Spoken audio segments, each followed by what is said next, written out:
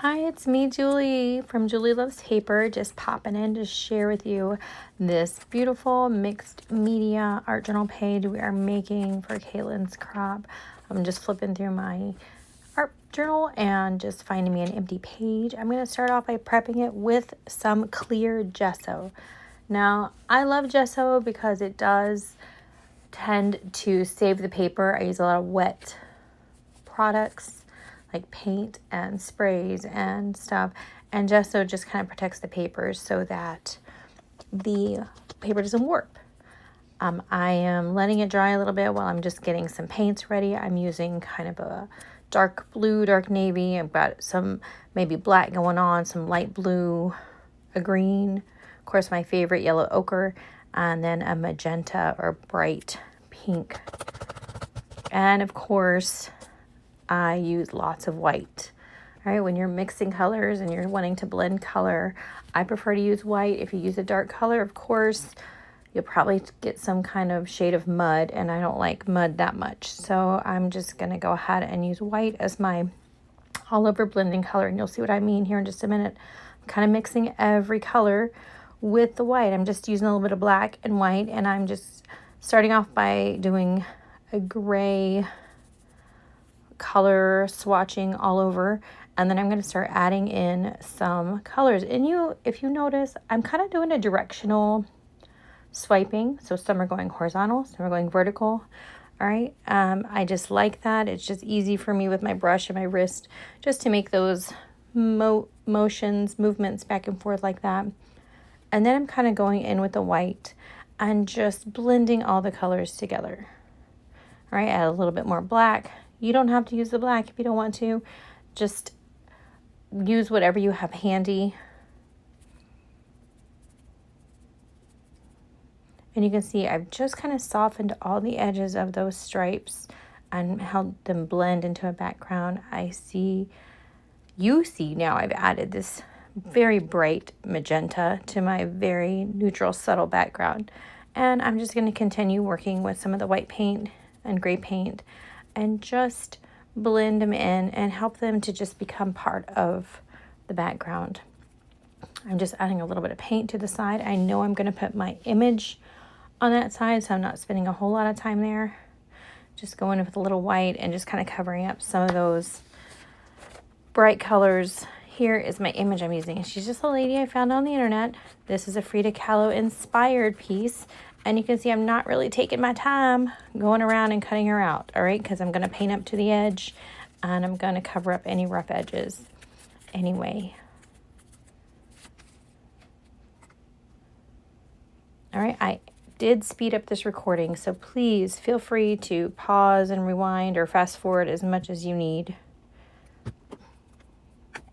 I am using here matte medium. This is just a jar of extra heavy I had. I'm just trying to use it up, but it's the same thing pretty much as regular gel matte medium. I just want to get a good coat on the background and push it all the way to the edges. I don't want the edges to lift. This is regular copy paper. It's just a black and white photo on regular copy paper.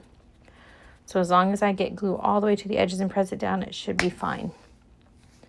It is inkjet, which means the possibility the colors might run if I get it too wet, so I'm just being aware of that. So please know that if you use inkjet printer like I do, you just can't get it super wet. I've got these cutouts of flowers that I created for this project, and I'm just going to start auditioning them and lay them around on her head. I'm alternating with the pinks, reds, and whites. I don't want like all the whites in one place, so I'm just kind of putting down what I like and kind of trying to keep it blended and spaced out well. You'll see sometimes there's too much leaves, so I might rip some of the leaves off or cut them off to make it work. I'm also tucking some under or layering some up on top, however I think it looks best. I'm kind of thinking hat shape at this point, all right? So I have covered up all her hair. You don't have to cover up her hair if you don't want to. But I'm just covered covered her hair all the way up. And I'm thinking hat shape, which is of course kind of rounded toward the top. Hats don't normally come in triangles. You don't want it to be like a cone head. So you're just kind of thinking and filling in the gaps to make it a nice kind of bouquet on top of her head.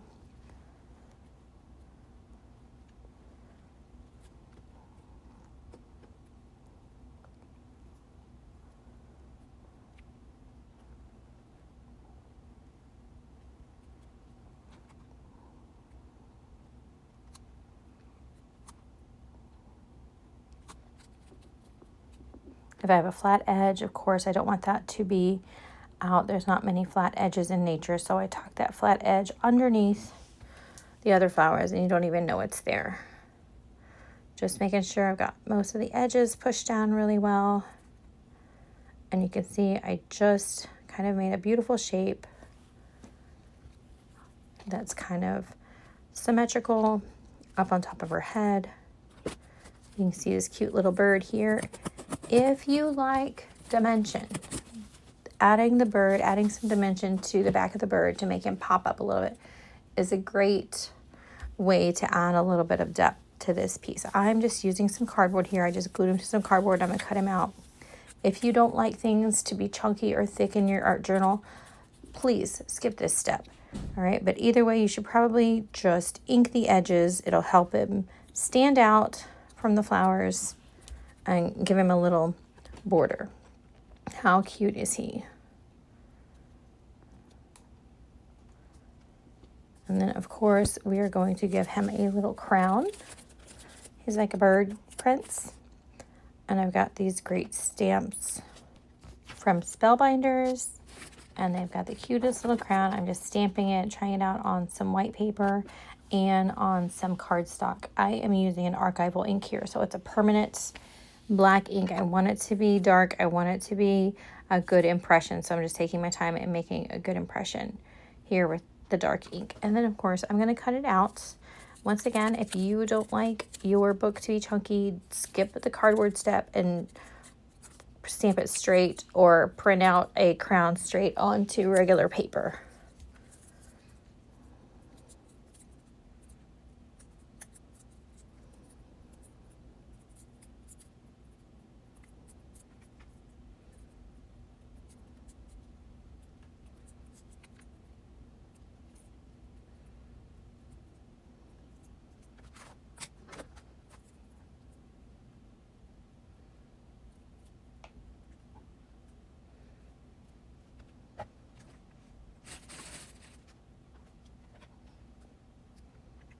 And of course, a little glitter or shine goes a long way. Just adding a little bit of liquid pearls to the crown on some of the stamp details. I'm just going in with my brush now and just kind of going all the way around and blending in any edges I feel like or maybe are too white. I'm just adding a little paint to her edges and the flower edges. I'm using mostly the yellow ochre and of course white to help it blend all in together, and just kind of brushing it over the other colors now that they're kind of dry. I'm adding a little more paint, and I'm going to start working on her chest area here, like underneath the picture, just to help her blend in, like she's not floating in the middle of the page. I'm just taking her to the edge of the page, and I added a little bit of gray and black and maybe some dark blue to help it just look like it's part of the page and not just floating there.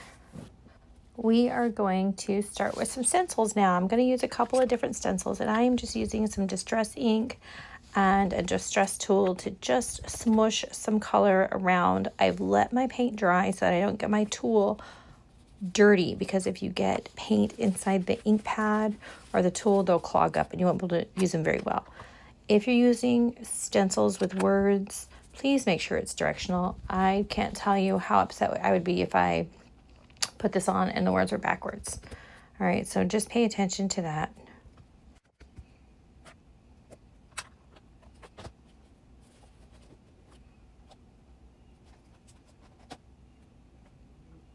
I'm going to start using some stamps now, and I am, of course, going to use an archival ink so that it's permanent and makes a darker impression than anything else I've got going on.